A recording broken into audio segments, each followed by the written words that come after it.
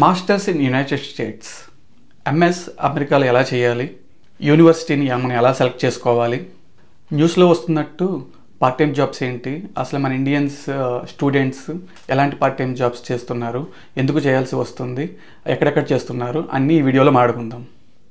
Hello YouTube, అందరూ ఎలా ఉన్నారు? నా పేరు Shiva and welcome to my channel Shiva free spirit. Students చదువుకోవడానికి వచ్చి ఎందుకు పార్ట్ టైం జాబ్స్ చేస్తున్నారు? ఎంఎస్ చేయడానికి బ్యాంక్స్లో స్టూడెంట్ లోన్స్ అప్లై చేసుకుని ఇండియాలో అమెరికాకు వచ్చి ఎందుకని ఎంఎస్ మీద కాన్సన్ట్రేట్ చేయకుండా పార్ట్ టైం జాబ్స్ చేస్తున్నారు? ఈ వీడియోలో మనం అనాలిసిస్ చేద్దాం. ఈ అనాలిసిస్ అందరికీ రిలేట్ అవ్వదండి. ఎందుకంటే ఫర్ ఎగ్జాంపుల్ గవర్నమెంట్ జాబ్స్ చేస్తూ సెటిల్ అయిన ఫ్యామిలీస్ ఉన్నాయనుకోండి, వాళ్ళ పిల్లలకి ఇలాంటి పరిస్థితి వస్తుందని అనుకోను. అలాగే ఒక బిజినెస్ వెల్ రన్నింగ్ బిజినెస్ ఉండి మంచి క్యాపిటల్ ఉండి వాళ్ళ పిల్లలు ఒకవేళ ఎంఎస్ చేయడానికి ఇక్కడికి వస్తే వాళ్ళకి ఎలాంటి ఇష్యూస్ ఉండవండి. So upper middle class government jobs, business ఈ సెక్టర్ వాళ్ళకైతే ఇష్యూస్ ఉండవు. అలాగే హార్వర్డ్, ఎంఐటి అలాంటి యూనివర్సిటీకి చాలా కొంతమందే వస్తారు. సో అలాంటి యూనివర్సిటీస్కి వచ్చే అలాంటి వాళ్ళకి కూడా ఈ అనాలిసిస్తో సంబంధం లేదండి.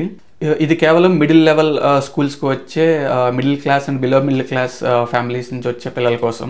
సో వాళ్ళు మాస్టర్స్ చేయడానికి వచ్చినప్పుడు బ్యాంక్ లోన్ భారంగా ఉంటుంది. అలాగే ఫ్యామిలీ మెయింటెనెన్స్కి వాళ్ళకి అవసరాలు ఉంటాయండి.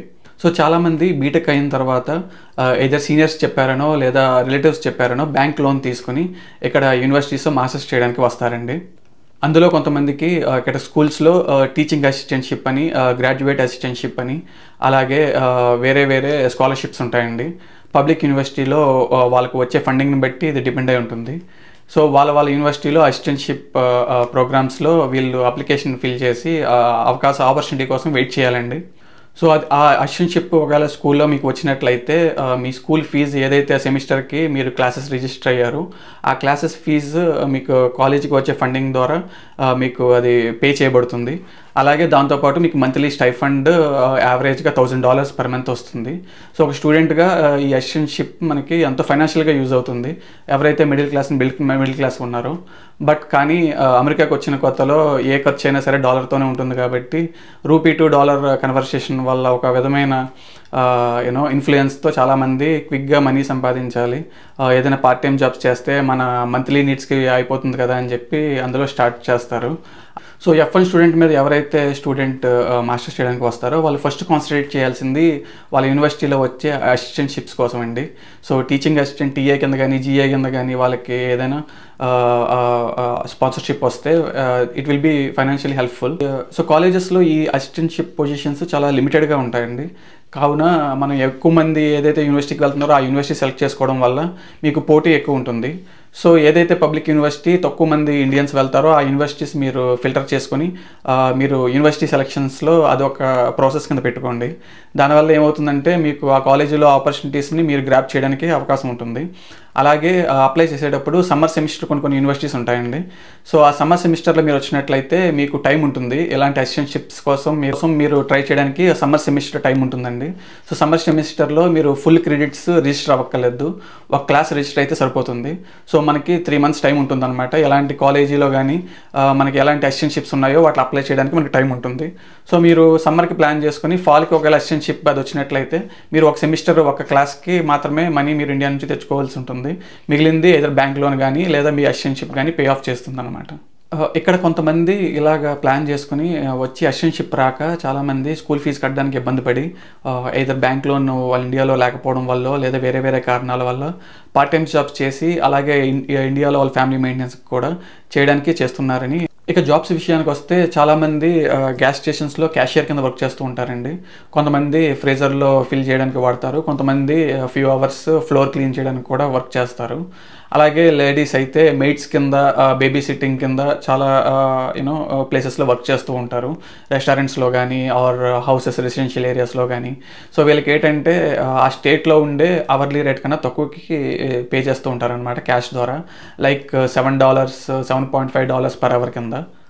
సో ఒక F1 స్టూడెంట్ మీద ఉన్న వ్యక్తి 3 సబ్జెక్ట్స్ సెమిస్టర్లో చేస్తా మధ్యలో ఈ part time jobs hourly adjust చేసుకుంటా అసైన్మెంట్స్ చేస్తా అలాగే సెమిస్టర్ కంప్లీట్ చేస్తున్నారంటే వాళ్ళు సూపర్ మ్యాన్ అని చెప్పచ్చు. సో స్టూడెంట్స్ చాలామంది గుడ్ జీబీఏతో మాస్టర్స్ కంప్లీట్ చేసి ఫుల్ టైం జాబ్స్ తెచ్చుకొని H1 మీద సెటిల్ అయిన చాలామంది ఉన్నారండి. సో వాళ్ళని ఆదర్శంగా తీసుకుని తర్వాత జనరేషన్లో చాలామంది అలాంటి జీవితం కోసం మాస్టర్స్ చేయడానికి వచ్చి కొన్ని పరిస్థితుల్లో ఇలాంటి సిచ్యువేషన్లు ఇరుక్కుంటున్నారు. ఇప్పుడు కోవిడ్ సిచ్యువేషన్ వల్ల, కోవిడ్ తర్వాత కొన్ని జరిగిన సోషల్ ఎకనామికల్ చేంజెస్ వల్ల చాలా మార్పులు వచ్చాయి. దానివల్ల ఏంటంటే సీనియర్లు వేసిన బార్ని కొత్తగా వచ్చిన స్టూడెంట్స్ ఆ బార్ని పెంచుకుంటూ వెళ్తున్నారు. పార్ట్ టైం జాబ్స్లోనే కాదండి, ఈవెన్ మాస్టర్స్ చేయడానికి కూడా కొన్ని యూనివర్సిటీస్లో సీనియర్స్ ఎలాంటి ఫౌండేషన్ వేశారంటే, ఫర్ ఎగ్జాంపుల్ ఏదైనా మనం మాస్టర్స్ ఏదైనా ఫీల్డ్లో చేయాలనుకున్నప్పుడు ఆ ఫీల్డ్ ఎంచుకుంటే ఆ ఫీల్డ్లో వచ్చి ఏ సబ్జెక్ట్ తీసుకుంటే ఎలాంటి అసైన్మెంట్స్ వస్తాయి, వాటికి ఎలాంటి సొల్యూషన్స్ ఏంటి అనేది కంప్లీట్ గైడ్ మనకి ఇండియాలో లాగే విక్రమ్ గైడ్ మాదిరి ఇక్కడ కూడా మాస్టర్స్కి కొన్ని యూనివర్సిటీల్లో మనకి అన్ని మెటీరియల్స్ అవైలబిలిటీ ఉన్నాయండి. సో చాలామంది ఈజీగా మాస్టర్స్ చేయడానికి అలాంటి యూనివర్సిటీ సెలెక్ట్ చేసుకోవడం, సో అలాంటి యూనివర్సిటీస్ని ఇప్పుడున్న కొత్త అడ్మినిస్ట్రేషన్లో బాగా స్క్రూటినీ చేయడం అలాంటివన్నీ జరుగుతున్నాయి. బీటెక్ అయిన వెంటనే జిఆర్ఈ రాసి, అలాగే ఇంగ్లీష్ ఎగ్జామ్ కోసం టోఫెల్ కానీ ఐఎల్స్ కానీ రాసి ఇక్కడ యూనివర్సిటీస్కి అప్లై చేస్తే I-20 వస్తుందండి. సో I-20తో మనకి ఇండియాలో బ్యాంక్ లోన్స్ మనకి స్పాన్సర్ చేస్తాయి. సో దాంతో మనం వీసా అప్లై చేసి ఇక్కడ మాస్టర్స్ చేయొచ్చు. మాస్టర్స్ చేసిన తర్వాత మనకి ఫుల్ టైం జాబ్ వస్తే మీకు H1 స్పాన్సర్ చేసే ఎంప్లాయర్ ఉంటే మీకు good salary and good life style ఇక్కడ ఉంటుంది. ఒకవేళ ఈ ప్రాసెస్లో ఏదైనా మనకి వీసా రాకపోయినా, ఒకవేళ స్టేటస్ అవ్వకపోయినా, ఎనీవే మనకి ఇండియాలో బీటెక్తో ఎలాగో జాబ్ చేస్తాం కదా, ఆ జాబ్తో పాటు డిగ్రీ ఎక్స్పీరియన్స్ మనకు ఉంటుంది. ఒకవేళ ఇన్ కేస్ అసిస్టెంట్షిప్ వచ్చినట్లయితే మన స్కూల్ ఫీజు కూడా మనం మాస్టర్స్ మీద ఇన్వెస్ట్మెంట్ కూడా చేయగలదు. సో మనకి పబ్లిక్ యూనివర్సిటీలో ఫండింగ్ ద్వారానే చదువుకొని అండ్ H1B వచ్చి వెల్ సెటిల్ అయితే ఇదంతా బోనస్ లైఫ్లో.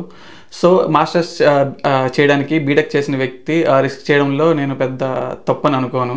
సో బీటెక్ చేసిన ప్రతి వ్యక్తి వాళ్ళ లక్ని ట్రై చేసుకోవడానికి H1B అనే వర్క్ వీసాతో వాళ్ళ స్కిల్స్ని ఇంప్రూవ్ చేసుకుంటా స్పెషలైజ్డ్ ఆక్యుపేషన్ కింద ఇలా యూఎస్లో ఒక ఇమిగ్రెంట్గా సెటిల్ అవ్వచ్చు.